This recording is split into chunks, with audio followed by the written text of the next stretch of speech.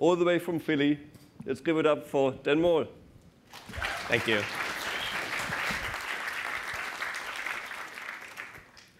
It's this really cool thing called dark dining. Has anybody ever done this? One or two. I've never done this. It looks really interesting. But you sort of eat in the dark. So this is a version from night vision goggles. And servers walk around with night vision goggles on. And they tell you what they're doing. So you're in pitch black darkness. All you can do is listen and smell and taste and feel. No sight. And the servers walk around and they tell you, I'm putting your plate down in front of you. Or I'm refilling the wine at your 2 o'clock. And you sort of have to feel around. And you talk to the people that are in the room with you. It's crazy. It looks so much fun. And for everybody that participates in this, the general conclusion is, what a great experience that was. The food tasted so good.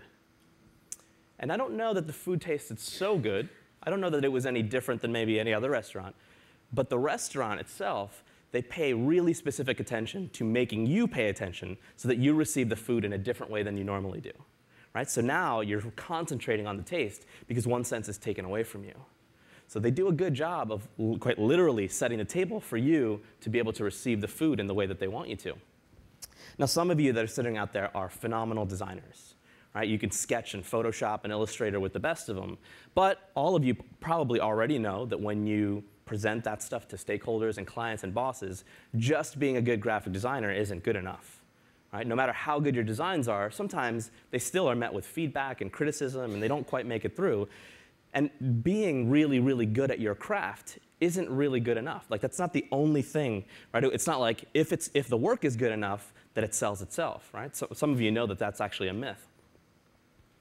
To advance great design, you really need to be able to set the table. Right? You need to be able to show your stakeholders and show your bosses and your colleagues and your clients and your coworkers how to receive that. You need to really do that work for them. A lot of work in moving great design along happens before the design process, before you're in Photoshop, before you're in Sketch. So for the last couple of years, I've been trying to focus on this idea and thinking about, well, what does it actually mean to design before design? I try to set the table in writing good contracts and pricing well and having meetings and talking and designing a collaborative sales process. I'm thinking if I could do those things better, maybe that sets the table better for better design. A year ago, Bill Simmons, who used to be the publisher of the site Grantland, he interviewed President Obama for the men's magazine GQ. And he asked the president, he said, tell me one of the best lessons that you've learned over your tenure as president. And President Obama said, you can't separate good policy from the need to bring the American people along and make sure they know why you're doing what you're doing. Right? So you can't just say, I'm the president, we're going to do this thing because I said so. Right? He's good at his job, arguably. Some of you will agree and some of you will disagree with that. But even the most powerful person in this country and arguably the world can't just say, well, this is the way it is because I'm good at my job. You have to bring those people along. The American people are stakeholders. You have to bring them along the journey with you. For the last few weeks, my design collaborative, Super Friendly, has been working with the Seventh-day Adventist Church. If you don't know the Seventh-day Adventist Church, it's a centralized church. I'll share some numbers with you. So they've got about 70,000 churches worldwide. They map up to about 13 world divisions. They have 63 publishing houses. They publish in over 350 languages.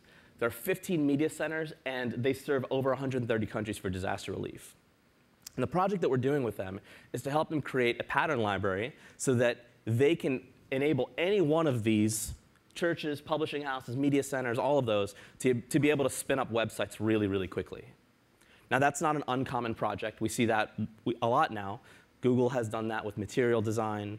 Salesforce has done that with the Lightning design system. So we see these kinds of things being more and more valuable to organizations that have a ton of digital properties. Now, we started this project about 3 or 4 weeks ago, but the project really started 2 years ago when they said, this is really a thing that we need to be doing. And the reason that it took a year and a half was because our client, Brent, who's the web manager there, he knew that for us to be able to do really good work for him, he had to set the table with his bosses. So what he did was he printed out on these 3x3 note cards, there's a quarter in the middle kind of shown for scale. he printed out these 3x3 thumbnails of every website that they have created in just the building that he works at over the last year. And he compiled all of them, and he put them all on these black mounting boards, right? And he walked into his boss's office with 6 mounting boards, about over 100 websites, and he said, this is what we've done this year. We've made over 100 websites. We did them all from scratch. We reinvented the wheel every single time, and we're spending a lot of money that we don't need to be spending. Now, I know how to save us money. I just need a little bit more investment to be able to save us money in the long run. Right? He set the table for his bosses for us to be able to do good design work with him and for them. He walked out of that meeting with his budget, and we were off to the races. Now, let me admit something to you that maybe some of you will identify with. In all the years I've been designing, which is about 20 years, a little less than 20 years, the blank canvas, the blank page, terrifies me still. Anybody identify with that? You're like, ugh. But what gives me confidence is that I have really, really good methodologies to get over that fear. And I think we all do. This is one of the best ones. But the problem that we had with this is that we gave it a title. Right? We called it research with a capital R. We gave people jobs that were researchers with a capital R. And we made it a very elite thing. And we essentially said, well, only a group of people is qualified to do this, and some people are not. And really, we're all really good at this, right? It's really just talking to people. That's what research is. All of us can do that. We've been doing that since birth. So while I'm not knocking anybody who does research full time, in fact, I'm actually envious of those people, I think this is something that's accessible to all of us. We can all talk to some people. There's this really wonderful book called Change by Design by a guy named Tim Brown. And Tim Brown is the CEO of an agency called IDEO. And in this book, he talks about research. He talks about talking to people. And he said, here's what's cool about this. The easiest thing about the search for insight is that it's everywhere and it's free. And if it's everywhere and it's free, then all of us have access to it. We can all do this. Last year, I worked with an organization called the Philadelphia Media Network, and we redesigned Philly.com. That's the largest news site in the Philadelphia region. And before we did anything, before we got into Photoshop or before we even sketched anything, we did research. We just talked to people. And if you've never done research before starting a project, here's a really easy way for you to do it. I'm going to give you 3 steps. These are questions that you can ask, and you will get an hour of conversation, an hour of response just from asking these 3 questions. So here are the questions. Here's your script that you can use.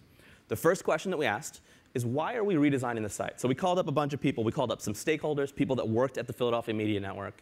We also called up some people that use the site. We called people that use the site daily. We also called some people who use the site every now and again. And we said, why do you think we should redesign this site?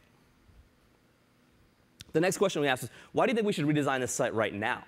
Like, what's the difference between doing it now versus last year? Or now versus next year? Why can't we wait until next year to do this?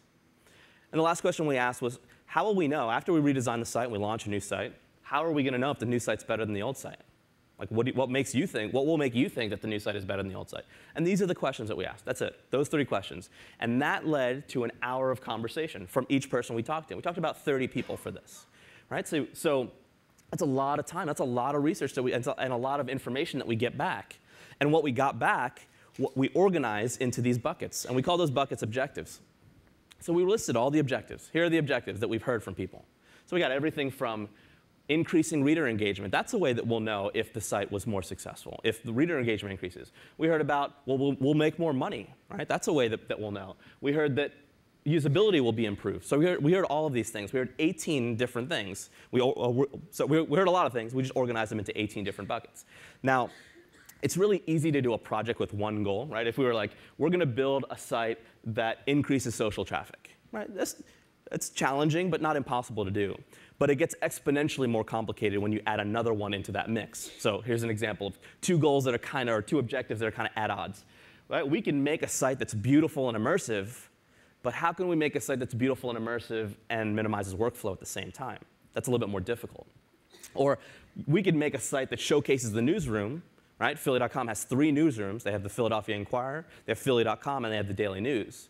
So 3 newsrooms, we could showcase all of those, but how can we do that while also creating a unified brand? That's much more difficult. And so you see how just adding one more factor, one more goal, means you have to adjust tactics. Now, imagine doing a site where you have to serve 18 different goals. right? And all of us experience this. How many people have walked into their jobs and walked into their offices or with their clients, and you hear, well, we got to do all of these things, right? Anybody heard that? Well, we have to support 10 different goals. That's really, really difficult. And I think one of the most important jobs that design can do in an organization is to help prioritize those and help you say, no, we're actually not going to care about those things. So the way we went about that for Philly.com is we listed those goals, those objectives, and then we got these kinds of people in the room. Right? So we got people in the room that have the titles like Vice President of Digital Sales, and we got them in the room with other people that have titles like Lead Systems Analyst. We got people that were called Managing Editor, and we put them in a room with people called Technology Manager. And we mixed all of these people together, and we said, we're going to talk to you about all this stuff. We want you to agree on it. As a team, we want to agree on what we're doing here. And what we did was we took these big Post-it tear sheets, I think they're about 18 by 24, and we just wrote all the objectives at the top of those sheets. Then we handed out Post-it notes, small Post-it notes, and we said, we gave each person 3 Post-it notes, and we said, you can vote, you can use this Post-it note to vote, and you stick your Post-it note on whatever objective you want. Whatever you think are the top 3 most important things. And you can spend them however you want. You could spend all 3 on one of those objectives. You could do 2 and 1, you could do 1 and 2, you could spread them all out, however you want to vote. And so this is what that looked like. So we got those people in a room, and they sort of inventoried all the objectives that we had on the wall, sort of walked around, and they started to place their stickies on those objectives as votes. Right? And what you start to see is, you start to see some, almost like a heat map emerging. Right? The ones that have a lot of stickies, those are the things that were important to most of the room. The ones that have a little bit of stickies, not so important to most of the room. We'll talk about what to do with that in a minute. This man's named John Doerr. He presented a concept called OKRs to Google in 1999. So I think they're about 1 year old at that point. And they use OKRs still. How many people use OKRs? OK, a few of you probably don't know what that is. We'll get to that. Google still uses OKRs today, and companies like LinkedIn and Zynga and Sears and Twitter, they use OKRs at their workplaces. So what are OKRs? OKR stands for Objectives and Key Results. If you Google that, you'll be able to learn a lot about that. There's a lot of really great videos and documentation on that. An objective is something that is vague and ambitious, somewhat uncomfortable, while a key result is sort of the opposite of that. It's set and evaluated quarterly, and it's most importantly something that is measurable. So if you look at all of these, right, I talked about these goals. These are really objectives, right? So these are the objectives of a redesign, for example. So what we did was, for every objective that rose to the top 3 objectives, we said, OK, we have the objective, like improve usability. But how are we going to know if we actually are improving usability? And then we wrote some key results to indicate that we are achieving that objective. So again, objective is vague, ambitious, and kind of somewhat uncomfortable. But you can put a key result. So we can say, this is an indicator that we've achieved improving usability. If the site, after 3 months, right, quarterly, after 3 months, if the site is 25% faster, we will know that we've improved usability. Right? Let's ratify that as a group. So if the site loads in 8 seconds right now, if we can see a 6-second load time at the end of the quarter, we are marching towards improving usability. We can write other ones. We can say things like, well, at the end of 3 months, we would like to see a 100% increase in people who strongly agree with this statement, and we're going to measure by survey. Then the statement is that this site is well organized and easy to use. So right now, when we did that survey, we see that 18.5 people agree with that statement. We'd like to see that statistic jump to 37%. We could write another one that says something like, a 25% increase in people who strongly agree with the statement. Philly.com has content that interests me. So right now, when we take that survey, it's 42%. Let's watch that rise to 53%. That's what we're shooting for by the end of the quarter. Now remember, each of those has to have a number. Marissa Meyer, who was at Google, is now at Yahoo. When she was setting OKR, she says, remember, if it's not a key result unless it has a number, because you cannot measure it. And what I love about OKRs, as opposed to other measuring systems like KPIs or things like that, is that there's a grading scale, there's a recommended grading scale that comes with it. So in OKR, you can grade from 0 to 10. Right? 0 is the lowest score, 10 is the highest score. And the sweet spot is you want to get between like a 6 and an 8 for an OKR. Now, why wouldn't you want to get a 10? Right? So let's say we could look at some of those results and say, well, why wouldn't we want a 10 on that? Well, if you're getting a bunch of 10s, it probably means you picked goals or you picked key results that were not ambitious enough. Right? It probably means you just did that so that you could say you would get a 10. You sandbagged it. And conversely, if you get a 0 on those things too, it also probably means that you pick things that were really way out of your reach and kind of too ambitious. So you want to shoot for that 6 to 8 mark. So let's show you how we can grade our objectives. Right, so let's say in our key results at the end of the quarter, we, for that 25% faster initial page load, we didn't exactly nail the 6-second mark, but maybe we nailed the 7-second mark. Right? Maybe we made it 1 second faster instead of 2 seconds faster. Well, for that, we get a 5 out of 10. We got 50% of the way to that objective, or to that key result. You can also grade the other ones. You can say, well, we did increase this on the next survey that we did to 37%. So we get a 10 for that one. And let's say we didn't do the last one, right? It still exists at 42%, so we get a 0. And you can average those scores, and you can say, for the objectives for this quarter, for this objective, we actually scored a 5. Right? So this is how well we're doing at actually improving usability. And by having these things to measure, you can actually design against those. And we'll get to that in just a minute. A few years ago, I did some work with an organization called Radio Free Europe. And they're a news organization in Europe that reports the news in countries where free press is banned or a government is not fully established. And they had a really incredible development team there. They were really, really sharp. And one of the things they hired us to do was kind of come in and teach them some techniques that maybe they hadn't come across yet. So they're building sites. They're building a ton of different sites for a lot of different countries. And they said, well, how can we build more efficiently? So what we did was we kind of talked to them about how they build already. And one of the methodologies they were using Pattern Lab, sort of an atomic design methodology. If you haven't looked up Pattern Lab or you haven't played with it yet, the simple version is that it is sort of a methodology to construct web design systems. And the basic premise is that you have these small pieces, which we can call atoms. And then if you combine more atoms, they create molecules. And if you combine a bunch of molecules, they create organisms and then templates and pages. So an example is a headline is an atom. A paragraph is an atom. If you put a headline on top of a paragraph, that could be sort of an excerpt module for you. Or excuse me, an excerpt molecule for you. So that's the idea behind atomic design. Now Radio Free Europe was already using Pattern Lab, already using atomic design as a methodology. So one of the things that we could have done was we could have said, cool, let's just dive into your code base. We'll make some code changes for you, and we'll just get in the code with you and kind of help you optimize this stuff. But instead, what we did was we spent the next 2 weeks in Google Docs instead. We didn't jump into code. We spent all of our time for the next couple of weeks in Google Docs. And the reason for this is because it is inclusive as opposed to exclusive. If we had jumped into code, that immediately excludes anyone that can't write code.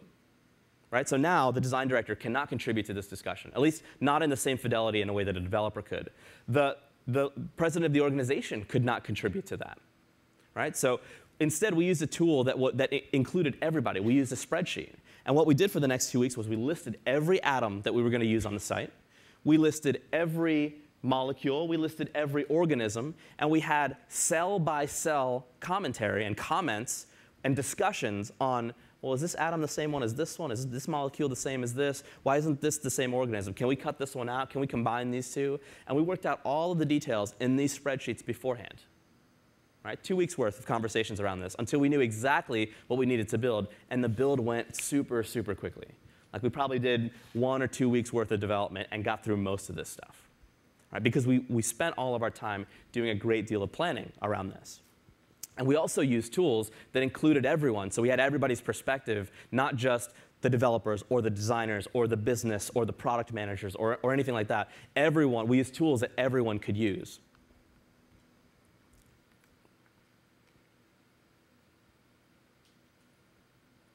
Now you notice I haven't really talked much about Photoshop or Sketch or Illustrator. This is supposed to be a talk about design, right?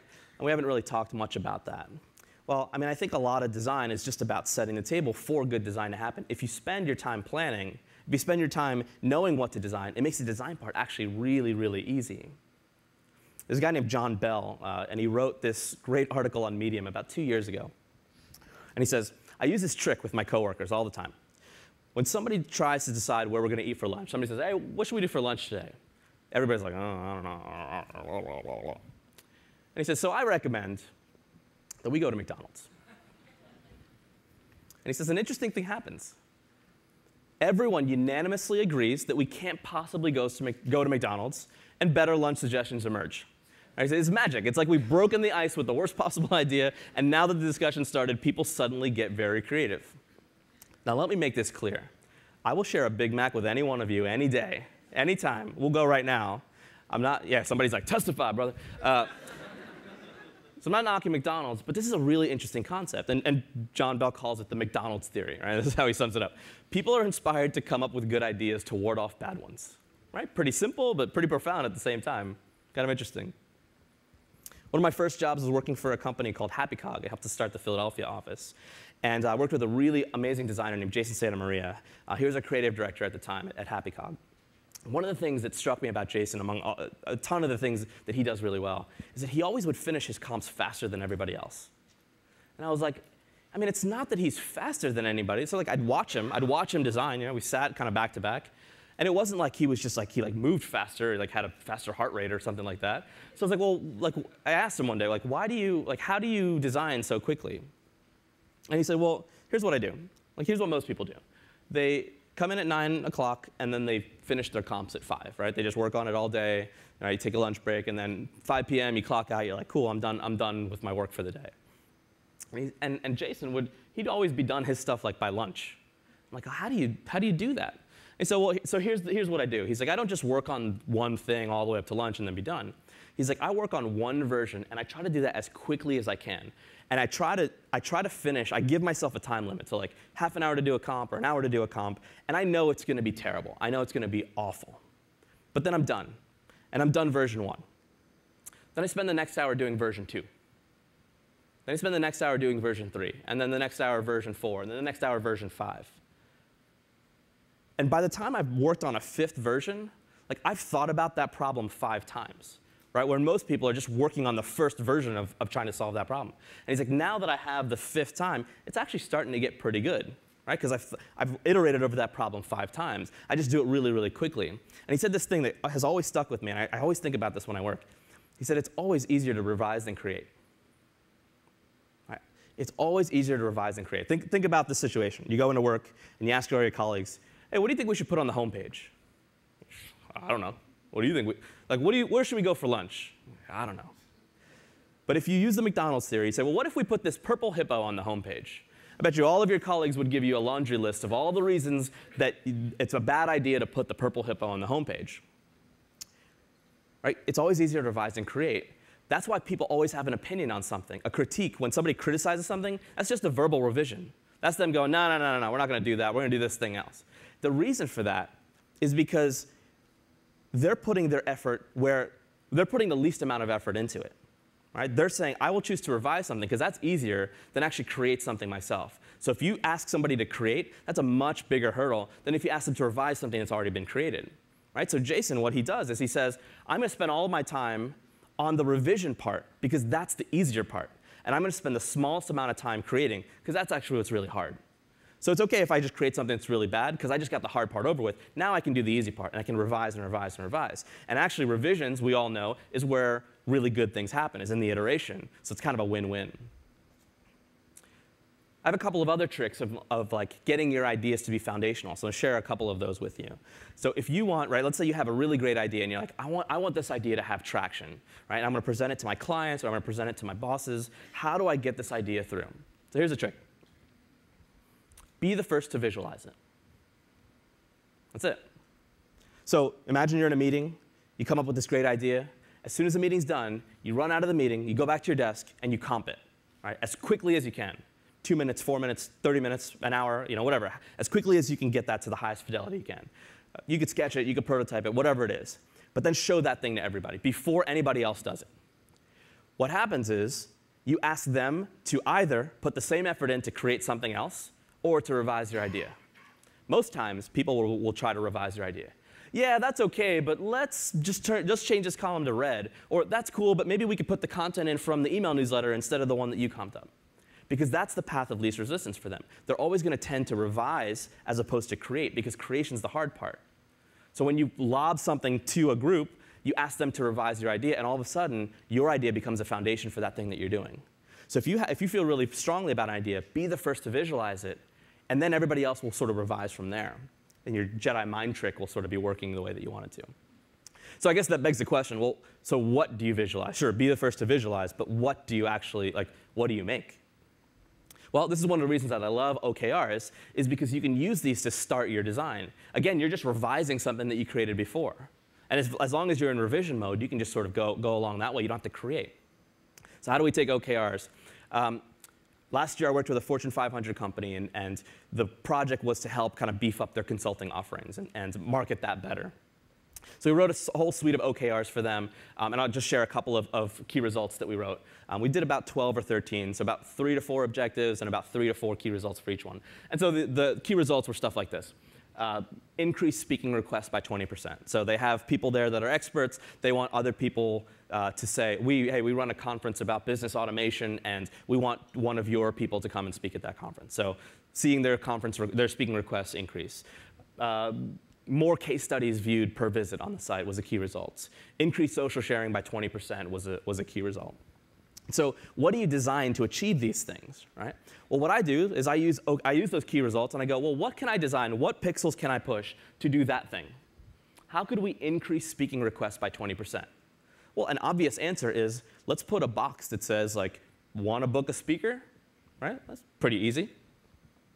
So just design that. Right? Book one of our experts to speak at your next event. Okay, so that's one thing. I can start there. What about getting people to view more case studies? Well, read our case study about print services. You're on this page. Let's go to the next one. Right, so these are just ideas. These are just sketches. I don't know that these are the right things yet. But I'm just sort of sketching out. All right, what about social sharing? Well, maybe we'll put like, well, this article that you're looking at has been shared on LinkedIn 29 times. You can share it on your network. Maybe it's sort of this encouragement thing to remind people that they can share. So I'm just designing the key results right now. And I'm not worried about the pages. I'm not worried about the header and the footer. I'm not worried about the email sign up. I'm just designing pieces that will allow me to achieve one of those key results. Because if we can achieve those key results, that's all the site needs to be. Let's just make it a bunch of these things and put that on the site, right? If that's doing the job. So I just try to design on that. And then I'll tackle some other key results. Well, what about like, how about letting people explore services more organically? Like maybe we'll design something like this. Or what about this problem? What about that problem? What about this result? And what you end up with is you end up with all these little pieces of things that solve a bunch of different problems. You end up with this kind of collage of elements. Not surprisingly, I call it an element collage. See what I did there? And what's nice about this, there's kind of two things that I love about this. One is that it lets me focus on just the things that solve certain problems. Like sometimes you just don't have a good idea for the footer. But if you do a comp, you got to do the footer, right? You can't just do a footerless comp. But doing an element collage kind of lets you do that. It lets you get away with it. You're like, oh, I'm just going to design like little pieces. And the second thing is it lets you kind of be expressive on the style. So if you kind of look at this, right, you can squint at this page and you can go, yeah, I kind of see this general style that's emerging here. You can also kind of point out what things don't fit, right? So remember that game you played as kids when you're like, which of these things does not belong? Right, so if you look at this page, there's sort of this purpley, teal kind of color scheme going on. And then you see kind of this big red navigation. You're like, well, that one kind of doesn't fit. Right? So I can go redesign that thing to fit a little bit more in the general palette and the general direction of this thing. So pretty soon you kind of end up with this collage of things and that let you kind of be expressive and also let you kind of tackle just the pieces that you're really excited about. Now, while we're on the topic of sort of thinking about rethinking some deliverables, so maybe you use an element collage instead of a comp when you want to maybe have a higher level conversation than like the details of what appears on a page. So if you have stakeholders that like kind of tend to get lost in the details, design something that forces them to kind of think high level and have a conversation about high level. So how do you actually do that? Well, let's talk a little bit about how you present those things. Like how do you talk about those to a stakeholder? There's a great book for those of you that haven't read it. It's called Design is a Job. It's by Mike Montero. He's the design director at a studio in San Francisco called Mule Design. And he devotes a whole chapter to presenting design. How do you present design? And he talks about all the cardinal sins that all designers commit, right? I'm guilty of this. My favorite one is the real estate tour, right? You know that one? You just point out things. Hey, there's the logo.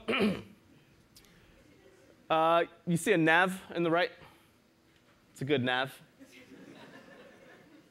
Right? You just sort of like, there they are. Yeah, and it's, it's dumb, but we all do it. And Mike, he says it in a great way. He says, don't waste the client's time walking them through what they can already see. Your job is to explain how what they're looking at is the best way to achieve their goals. Right? That's kind of what you're doing. And when I was thinking about that, like the last couple of years of presenting and doing design work, I've come to kind of this freeing realization about what a good design presentation is. A great design presentation is actually just an information architecture presentation. Right? Think about all the things that you're supposed to do in a good design presentation. You walk through goals, you talk about hierarchy, You talk about priority of content. You talk about what content appears. Right? That's information architecture. That's really what you're talking about. So if you think about that, that kind of maybe leads you to some other different approaches. Now, when we talk about information architecture, when we present information architecture, it's generally over something like this, right? Wireframes, the dreaded wireframe. These are some wireframes that we did when we were working with the New York Times a couple years ago. And what sucks about wireframes is that it is a symbol of a web page, right? It's not a web page. And it can't even be confused for a web page. Although I have had certain clients that have been confused, like, we love this site. You're like, what? But like, no one will ever see this site like this, ever. Right? It is a moment in time that you are manufacturing for that conversation. No one will ever experience this except the people that are in this moment. So what do you do instead? Well, part of the trouble of information architecture is, and we're getting personal here, is that sometimes people are tied just to presenting wireframes only because they made them. Right? I had a conversation with an information architect I'm working with, and I asked her, and it was a very candid conversation. I was like, hey, why do you want to present these wireframes? And she's like, well, and she was really honest. I give her a lot of credit for that. Well, kind of because I made them. And I was like, oh. I mean, that's like, yeah, I got to address that. So the first thing I try to do when I'm working with information architects is I say to them, here's what I value most about you and your work. Well, not about you, about your work. I value your brain and how you think about this problem. I don't care about the artifacts that you make. I and my team of designers are really, really good at making artifacts. I don't need you to make that. Don't waste your time on that. If you can articulate the things that you're thinking about, that's what I want. That's what we can't do. That's what we can't do as well as you can.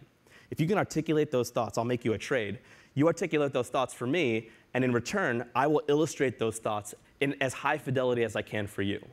Right? So I will give you the best deck for your presentation because I will be high fidelity than you just drawing a couple of boxes and gray and having to kind of backpedal around how this is a skeleton or a blueprint or whatever, however you want to kind of talk through that.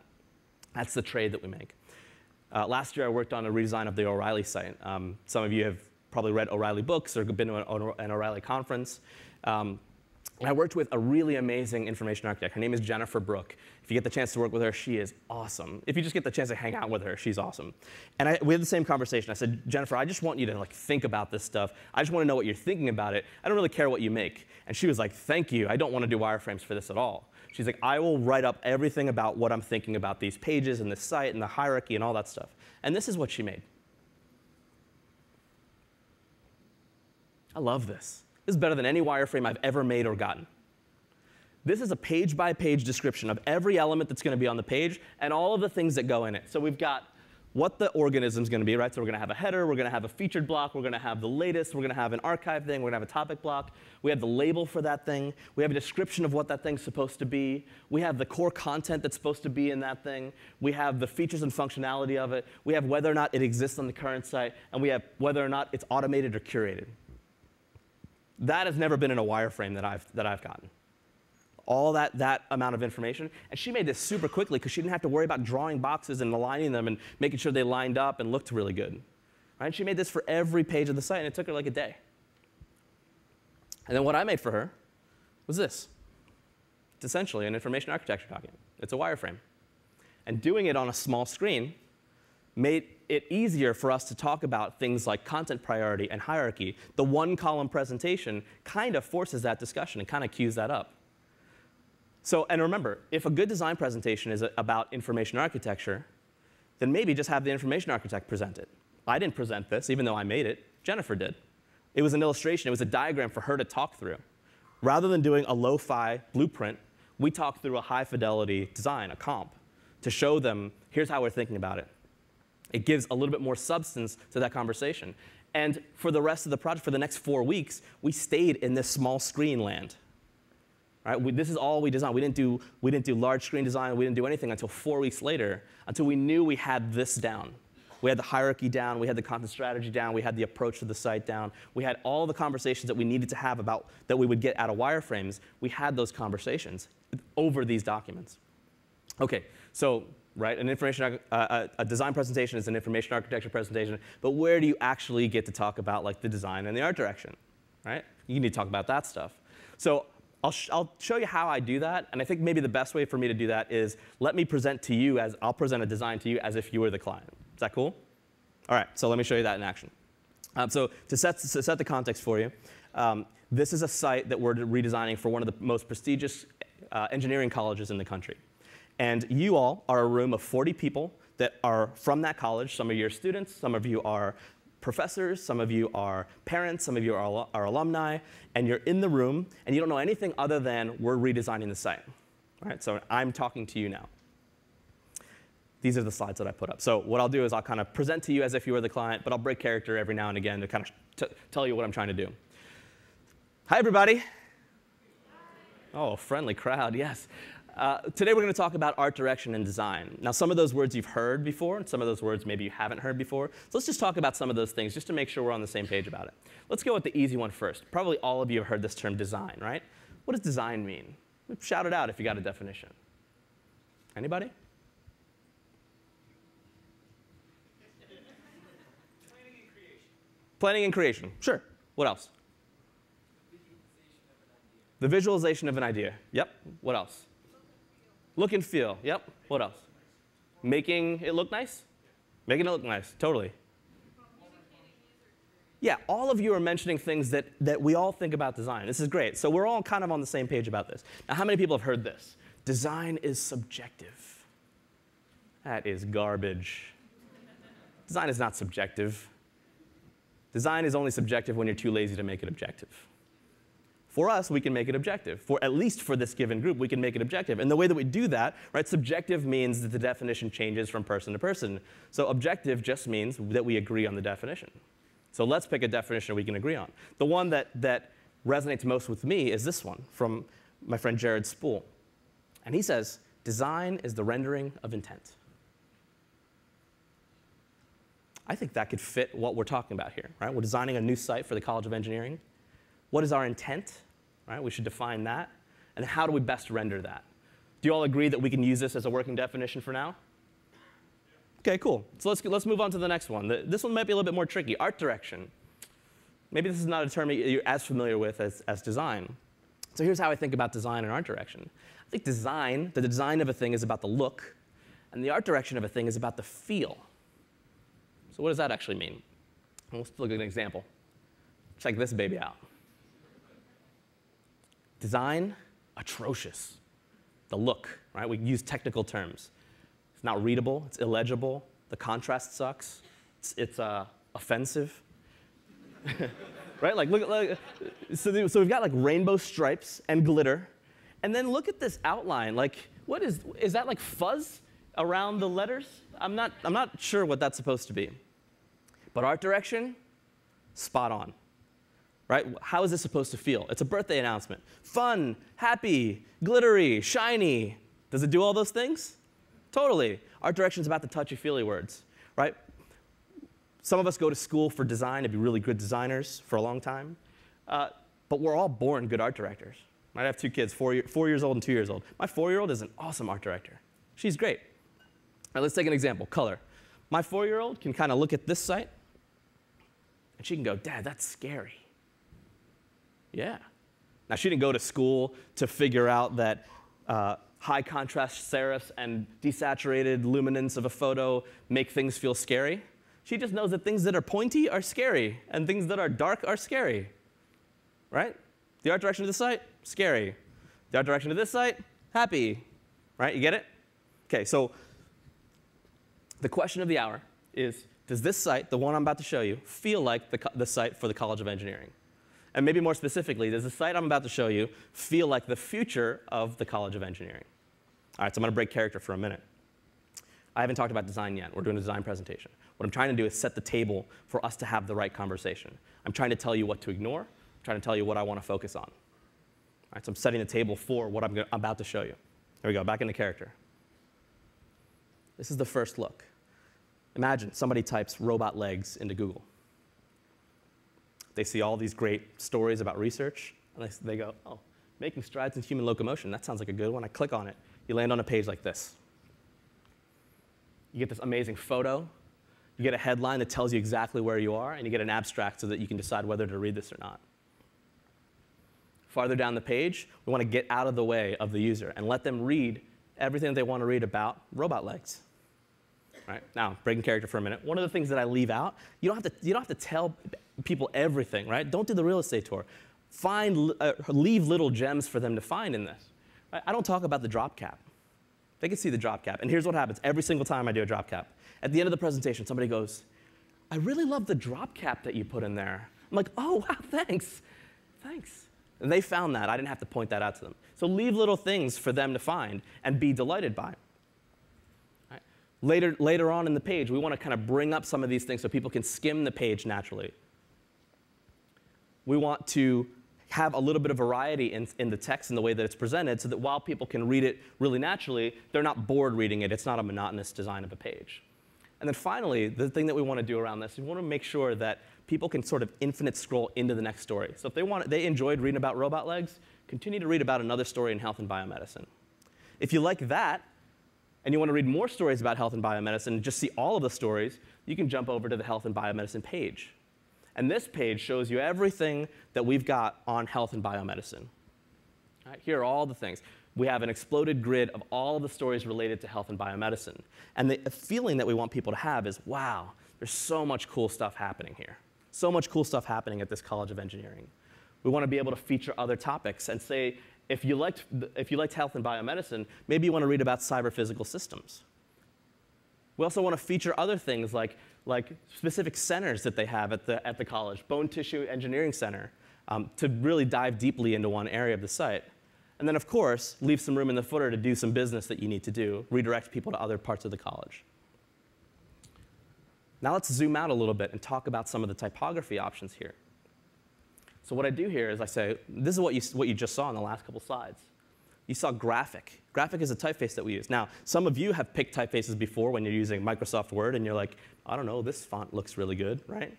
But I want to give you a little bit of a rubric for how we pick typefaces for this site. So we use a typeface called Graphic, and the reason that we use this is that this had a designer. Somebody designed Graphic, just like we're designing this site. So what is that designer doing? What is their rendering of their intent?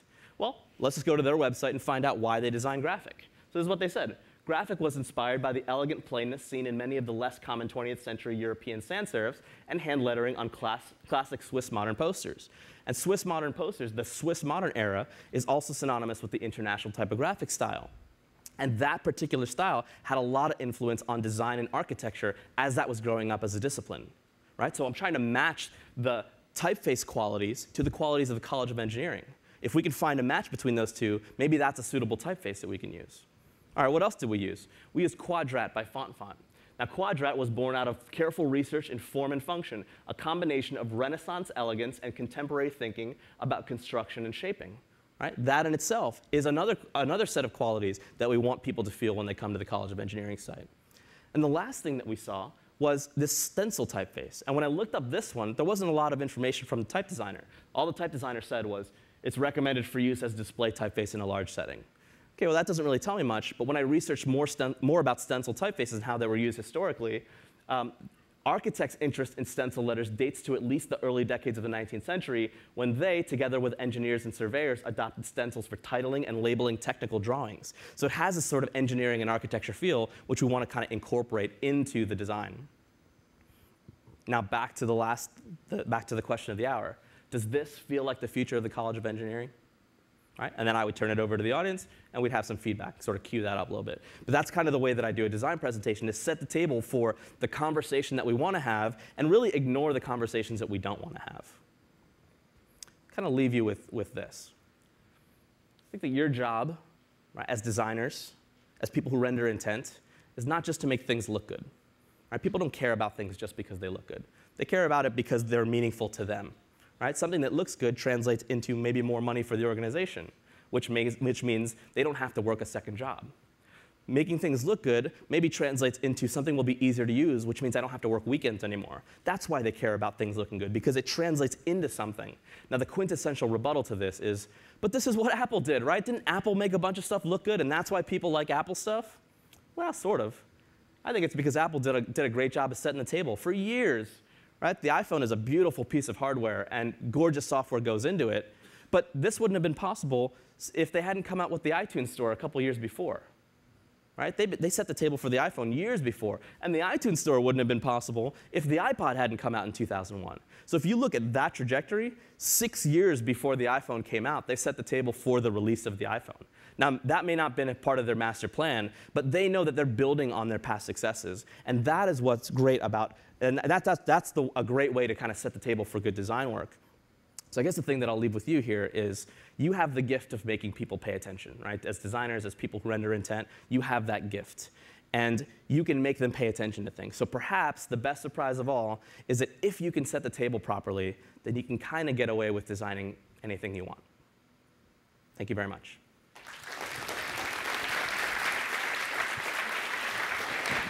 Thanks, Dan.